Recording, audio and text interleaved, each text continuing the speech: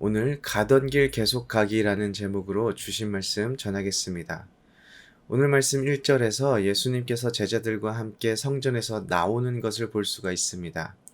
1절을 다시 보면 예수께서 성전에서 나와 가실 때에 제자들이 성전 건물들을 가리켜 보이려고 나아오니라고 기록되어 있는데, 이 말의 의미는 성전에서 나올 때 제자들이 예수님께 성전의 멋진 모습을 보여드리고 싶었던 것 같습니다.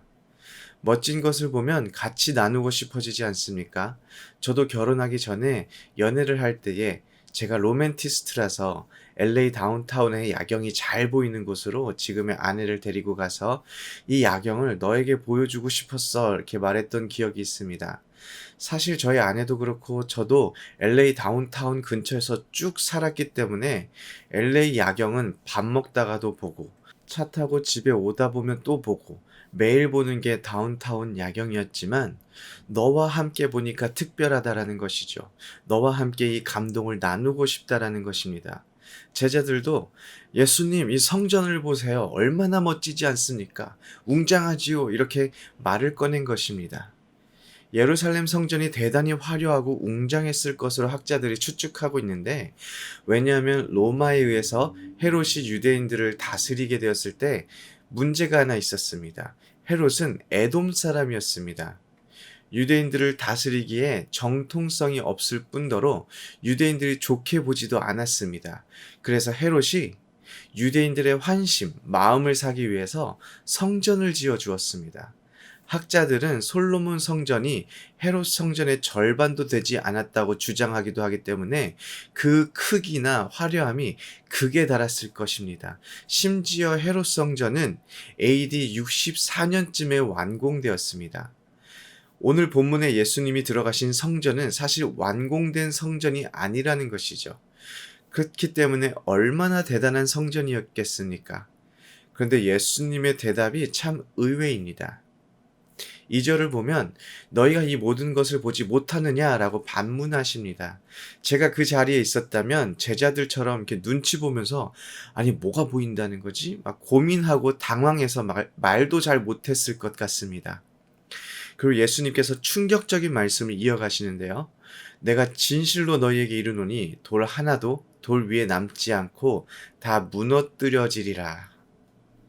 이스라엘의 종교, 문화, 정치의 중심이 바로 성전입니다. 그 성전이 무너질 것이라고 예수님께서 예언하고 계십니다. 이게 얼마나 충격적인 예언입니까? 그리고 실제로 AD 70년에 로마에 의해서 이 성전은 처참하게 무너지게 됩니다. 제자들이 받은 충격이 상당히 컸던 것 같습니다. 그래서 3절을 보면 제자들이 예수님께 조용히 찾아옵니다. 그리고 어느 때에 이런 일이 있겠사오며 또 주의 임하심과 세상 끝에는 무슨 징조가 있사오리까? 라고 질문합니다. 이게 무슨 의도였을까요? 저는 제자들의 복잡한 심정이 이 질문에서 그대로 다 드러나 보여진다고 생각합니다. 성전이 언제 무너지게 되는 것인지 알고 싶었던 것이지요. 왜요? 피하고 싶었기 때문입니다. 이 혼란스러운 일, 어려움을 겪게 되는 일이 언제 일어나는지 알게 된다면 쉽게 어려움을 피할 수 있습니다. 근데 또 그와 동시에 천국에 참여하고 싶은 그런 복잡한 심정입니다. 그리고 4절부터 예수님께서 그에 대한 답을 이어가십니다. 많은 사람들이 예수의 이름을 사칭해서 사람들을 미혹할 것이라고 합니다. 그리고 난리와 소문을 듣겠지만 두려워하지 말라. 이런 일이 있어야 하지만 아직 끝이 아니라고 말씀하십니다. 여기서 두려워하지 말라라는 말은 놀라지 말라라는 것입니다. 이런 소문, 이런 난리가 계속해서 있을 것이기 때문입니다. 그리고 7절에부터 보면은 민족이 민족을, 나라가 나라를 대적하여 일어나겠고 곳곳에 기근과 지진이 있을 것이라고 말씀하십니다. 이 모든 것이 재난의 시작이 됩니다. 자, 어떻습니까? 우리가 지금 살고 있는 이 세상, 이 시간을 한번 보기 원합니다. 수많은 사람들이 자신이 재림 예수라고 주장하며 활동하고 있는데 또 거기에 넘어가서 따라다니는 사람들이 있습니다. 들리는 말로는 한국에 있는 계룡산에 가면 예수님만 30분 이상 살고 계신다는 말을 들었던 그런 기억이 있습니다. 그리고 전쟁과 기근, 자연재해가 우리가 사는 세상 속 여기저기에서 발생하고 있습니다. 그러면 지금 우리가 살고 있는 이 시간이 바로 마지막 종말의 때입니다 라고 말할 수 있지 않겠습니까? 그런데 사실 재난과 징조들이 종말의 때에 발생하지만 그렇다고 재난과 징조들이 있다고 지금이 바로 종말의 때라고 주장하기도 어렵습니다. 인류의 길고 긴 역사를 한번 돌아보기 원합니다. 전쟁, 가뭄, 기근, 재난들이 없었던 시간들이 있었습니까? 인류의 역사 속에서 항상 끊임없이 전쟁, 가뭄, 기근, 재난들이 여기저기에서 일어났습니다.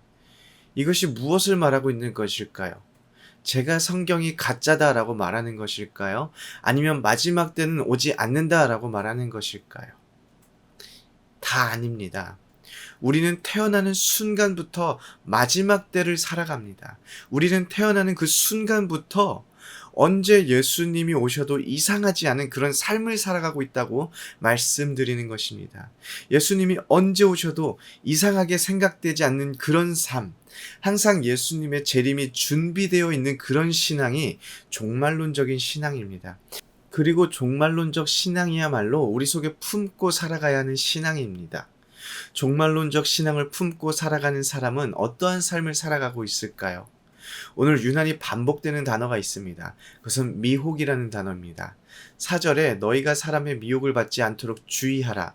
5절에 많은 사람이 미혹하리라. 그리고 11절에 사람을 미혹하겠으며 라고 반복됩니다. 미혹의 원어는 플라니오라는 단어로 길을 잃게 하다라는 뜻을 가지고 있습니다. 종말론적 신앙은 아주 특별하고 아주 대단한 신앙이 아닙니다. 우리가 가야 할 길에서 벗어나지 않는 신앙을 뜻합니다. 가던 길을 계속 가는 신앙입니다. 다시 말해서 가장 기본적인 신앙이야말로 종말론적인 신앙인 것입니다. 우리는 어디로 가야 합니까? 바로 예수 그리스도께 나아가야 합니다. 옆에 미혹하는 악한 영이 있어도, 전쟁과 기근으로 우리의 삶이 힘겨워진다 하더라도, 개인적인 어려움이 우리 삶을 덮쳐온다 하더라도 우리의 두 눈이 다른 곳을 바라보는 것이 아니라, 우리의 마음이 다른 쪽으로 향하여지는 것이 아니라 우리가 바라봐야 하는 오직 한 분, 예수 그리스도만 바라보며 우리가 걸어가야 하는 오직 한 길, 예수 그리스도가 걸어가신 그 길을 걸어가는 삶을 살아내는 것입니다. 예수님은 우리에게 특별하고 비범한 신앙을 요구하는 것이 아닙니다. 예수님은 우리에게 가장 기본적이고 가장 정상적인 신앙을 요구하고 계십니다. 그것이 13절에 끝까지 견디는 신앙입니다. 그리고 끝까지 견디는 자는 예수님 오시는 그때에 구원을 맛보게 될 것입니다. 오늘 하루 가장 기본적인 신앙으로, 가장 정상적인 그리스도인의 신앙으로 돌아가기를 원합니다. 예수 그리스도가 언제 오더라도 이상하지 않는 그런 준비된 종말론적인 신앙을 우리가 품고 살아가길 원합니다. 예수를 바라보며 흔들리지 않는 믿음을 가지고 오늘을 살아내시기를 소원합니다. 아멘.